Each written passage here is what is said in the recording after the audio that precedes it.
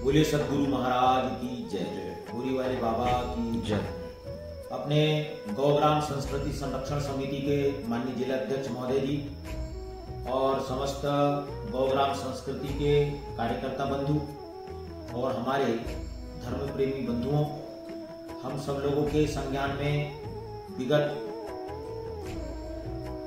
अनेक कार्यक्रमों के माध्यम से आप सबके ध्यान में आ ही गया है कि इस बार जो अधिक मास और पुरुषोत्तम मास जो हमारा 18 जुलाई से प्रारंभ होकर 16 अगस्त तक रहने वाला है, यह श्रावण मास में आ रहा है। तो ये 19 साल बाद ऐसा योग बना है कि ऐसा श्रावण मास में अधिक मास आ रहा है। और अधिक मास चूंकि है क्या, तो हमारी जो कालगणना है उसमें जो पाश्चात्य की कालगणना थी वो विकृत कालगणना है। उसमें कभी उन्होंने माह को 28 दिन का रखा, कभी 31 का रखा, कभी 30 का रखा, और ऐसे करके उन्होंने पूरे साल भर को बड़े मशक्कत करके विभक्त किया। किंतु हमारी कालगणना में ये 3 साल में एक बार अधिक मास आता है। चूंकि ब्रह्मा के द्वारा यह सृष्टि में बनाया हुआ महीना नहीं है, क्योंकि भक्त प्रहलाद की रक्षा करने के लिए, और जब हिरण्याकश्यप को ये ब्रह्मा ने वरदान दे दिया कि ना तुम ऊपर मरोगे ना नीचे, तो मध्य में वहां सीढ़ियों के बीच में नाखून यानी किसी प्रकार का शस्त्र ना हो, तो भगवान ने नरसिंह भगवान का अवतार लिया था। उसमें आधा शरीर उनका सिंह का और आधा शरीर मानव का था, और वो ब्रह्मा के द्वारा बनाई हुई सृष्टि में कोई प्राणी या कोई मनुष्य में वो नहीं था। ऐसे ही ना दिन में ना रात में संध्या का समय था। ऐसे ही भगवान ब्रह्मा के द्वारा बनाई हुई सृष्टि में जो महीने हैं उनमें न होते हुए अधिक मास का भगवान पुरुषोत्तम ने नारायण ने निर्माण किया अपने भक्त के लिए। इसलिए यह भजन का महीना है। अधिकतम जो भजन करेंगे यह अक्षुण हो जाएगा, इसका कभी क्षय नहीं होगा। इस दृष्टि से परम पूज्य तपस्वी संत शिरोमणि श्री श्री 1008 निकुदास जी महाराज, बोरी वाले बाबा की तपह स्थली, हनुमान जी महाराज की सिद्ध कुटी, ऐसे हनुमान जी महाराज की दया से, यज्ञ नारायण की कृपा से, और यह महीने भर चलने वाला हमारा अनुष्ठान होने वाला है।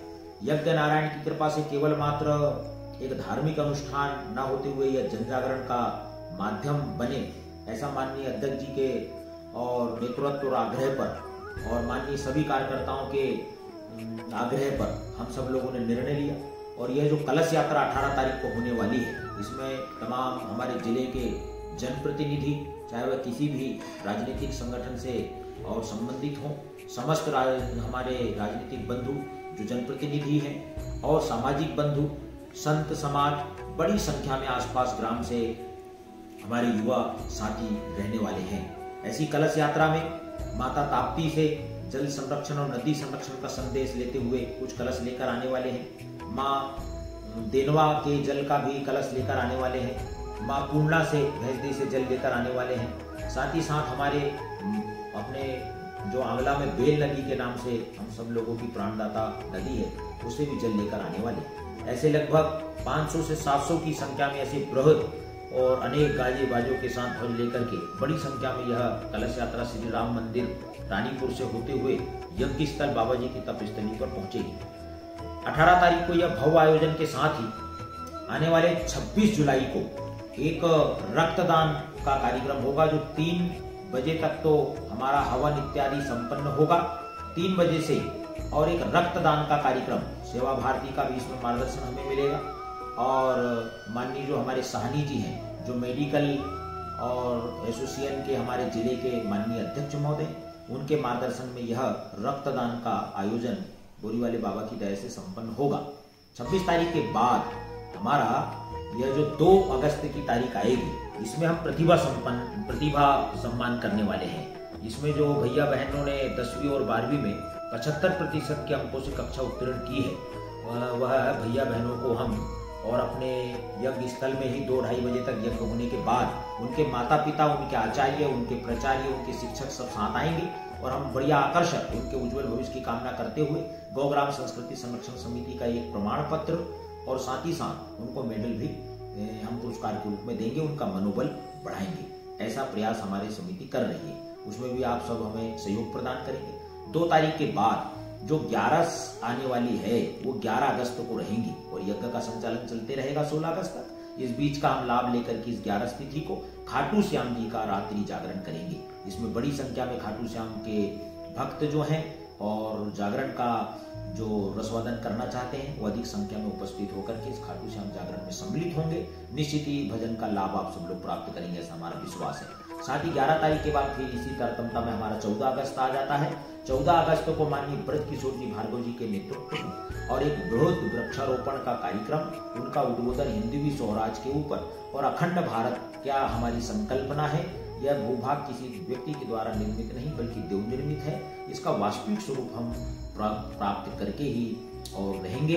इस संकल्प के साथ 14 अगस्त के अखंड भारत संकल्प दिवस को हम भव्य रूप प्रदान करने के लिए आपका हम आह्वान करते हैं। इसे सफल आप सब बनाएंगे, ऐसा हमारा विश्वास भी है। 14 तारीख के बाद हमारे समापन की बेला 16 अगस्त आने वाली है। उसके पूर्व स्वतंत्रता दिवस की रात्रि में और 15 अगस्त को गायत्री परिवार के सौजन्य से एक बड़ा दीप यज्ञ कार्यक्रम संपन्न होगा। दीप यज्ञ के बाद क्षेत्रीय और समितियों द्वारा सुंदर कांड के पारायण का अनुष्ठान भी पूर्ण होगा।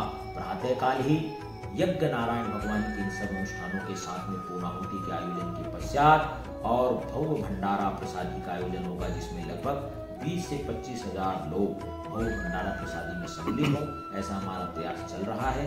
इन सब अनुष्ठानों में, इन सब आयोजनों में, इन सब सामाजिक जनजागरण के कार्यक्रमों में और पूर्ण अर्जित करने के लिए यज्ञ नारायण भगवान का यह अधिक मास में चलने वाले और आहुति रूपी, कल्याण रूपी, द्रव्य रूपी ऐसे यज्ञ में हम सम्मिलित होकर अपने मनुष्य जीवन को कृतार्थ करें। यह अवसर बार बार प्राप्त नहीं होता।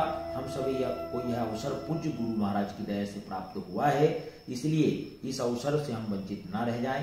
तन मन धन से और सब प्रकार से सहयोग करने की हम आपसे विनम्र विनती करते हैं, अपेक्षा करते हैं और निश्चित ही आपका स्नेह, आपका मार्गदर्शन, आपका सहयोग हमें प्राप्त होगा। इसी विश्वास और आशा के साथ वंदे विश्व गौ मातरम।